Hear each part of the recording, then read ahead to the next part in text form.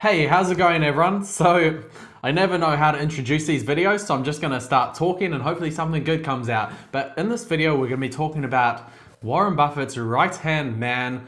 What's his name? You already know his name, it's in the title of this video. Charlie Munger, or Charles T. Munger.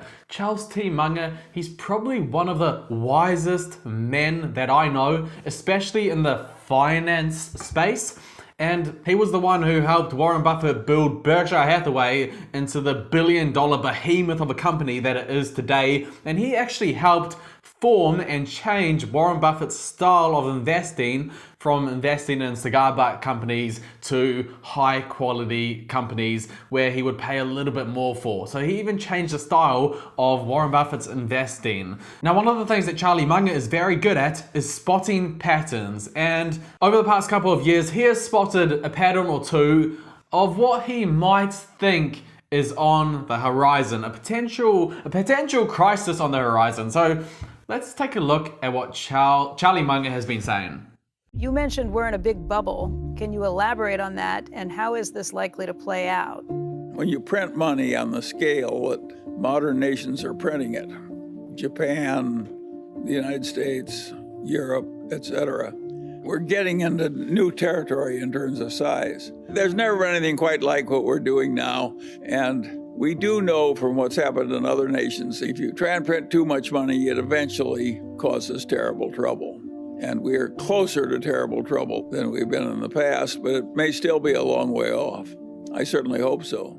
So yeah, he didn't necessarily predict or say we're gonna have a recession, a horrible economic crisis coming soon, but he does think there may potentially be one on the horizon. And what is the major pattern? What is the major reason why he thinks this? He thinks this because of the mass printing of money that the governments and the reserve banks of individual countries and nations are printing. They're printing so much money, especially recently as a result of the pandemic. So let's take a look at a couple of examples. I've got one here.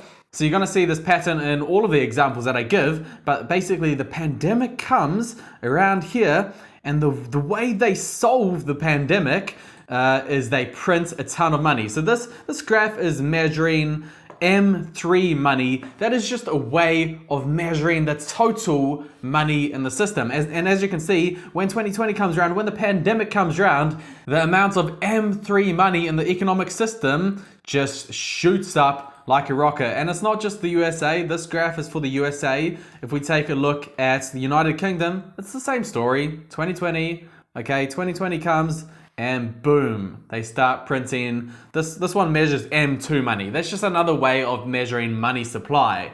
Then it's the same with Australia. M1 money, again, it's just a slightly different metric, but 2020 comes and they start printing money. France wasn't quite as bad as Australia and the UK, but even still, how did they try and solve the pandemic and all of the things that came with it, all of the job losses and the businesses shutting down? What did they do? They printed money. So this has kind of been their solution to the pandemic. And as Charlie Munger says, it is very seductive. It's such an easy thing for the central bank to do to solve everyone's problems, is to print money.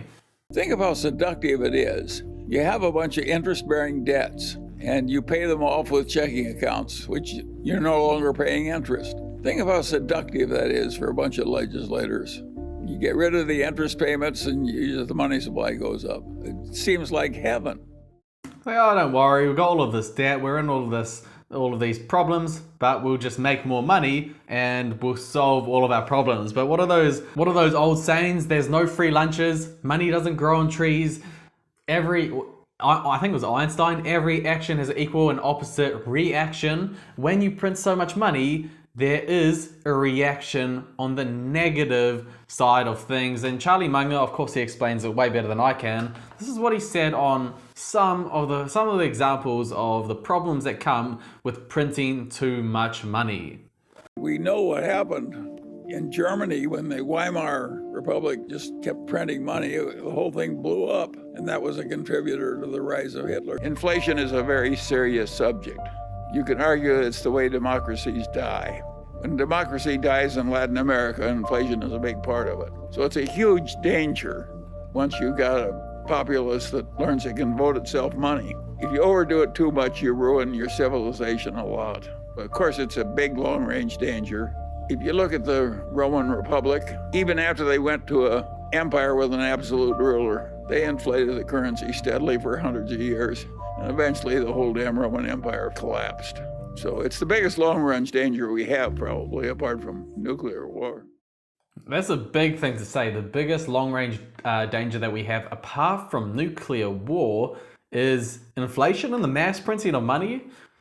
He's Charlie Munger. He's a lot smarter than me. So all I can say is hopefully we don't get another Hitler. But yeah, just with the way that he's talking, you can see how much he knows about history and all of the examples that he can give in the past where countries made that problem of ruining their currency through printing too much money and causing inflation. So they start by printing too much money. This in turn ruins their currency. Then this ruins their ability to barter with other countries because their currency is not as strong. Even their own citizens, they don't trust their own currency, their own money as much. And you can see how internally just not having a strong currency, it can really ruin a country. I mean, just an example that I can give, personally, I was born in South Africa, and the country north of me is a country called Zimbabwe, formerly Rhodesia, and they used to have, from what I know, a pretty good economy. But then things started turning bad. They started kicking out the white farmers, the people who knew a lot about farming, and their economy got into a bit of strife. So what did they do? How did they look to try and get their way out of this economic strife? They started printing money, and they printed money like crazy. Like I would like to say nothing we've ever seen before, but I'm sure we've seen it before. But now, to this day, you can get $1 billion Zimbabwean dollars, even maybe $1 trillion in just one note. That's how badly they printed money, and it just wrecked their currency. And I'm sure that wherever you are, you might be able to think of an example of a country who has ruined their economy through inflation. But that was just the personal example that I can give you. But the big question is, what do we do about this? And luckily, Becky Quick, one of the best journalists in the game, she asked Charlie Munger this exact question. How will this all play out, and what's the best advice you have for individual investors to optimally deal with the negative impact of inflation other than owning quality equities? Well, it may be that you have to choose the least bad of a bunch of options. That frequently happens in human decision making. And the Mungers have Berkshire stock, Costco stock, Chinese stocks through Lilu, a little bit of Daily Journal stock, and a bunch of apartment houses. Do I think that's perfect? No. Do I think it's okay? Yes. So basically, he mainly owns stocks, and he owns a few apartment houses, but in terms of his overall portfolio, I'm sure that's absolutely nothing. Basically, the way Charlie Munger prepares for this, and it's the same with Warren Buffett, they own stocks, they own businesses, because if you look throughout history, businesses are one of the best performing assets of all time. That and real estate, they're neck and neck. So why do businesses perform so well over time? It's because they're designed to make money, they're designed to produce, they're designed to help humans in whatever way through a product or service, and in turn make a profit. And I've got this interesting little fact here. So if you invested $100 in the S&P 500 at the beginning of 1900, you would have about $8,899,299.50 at the end of 2022, assuming you reinvested all the dividends. This is a return on investments of 8,899,199.5%, or 9.75% per year return. So it just shows you that even through the past 120 years, through a World War II, the stagflations in the 1970s, energy crises at a bunch of different times throughout history, the Great Recession, the Great Depression, a couple of pandemics, even the one that we've seen recently, the breakaway from gold. Even through all of these crises, stocks have performed amazingly, and that's why over the long term, I like to be a stock owner. Charlie Munger, he likes to be a stock owner. Warren Buffett, he wants to be a stock owner. Ray Dalio, all of these wealthy people, take myself out. I don't want to put myself in that bracket. I'm nothing like that. But All of the wealthy, not all of them, but a lot of the wealthy, their strategy to guard themselves over tough economic times is to buy stocks, aka businesses. What do you think? Is that the same strategy as you? Or what is your strategy? Do you have a strategy that you think is better or smarter than all of these billionaires that will do a better return than 9.75% per year over the long term? Keyword, over the long term.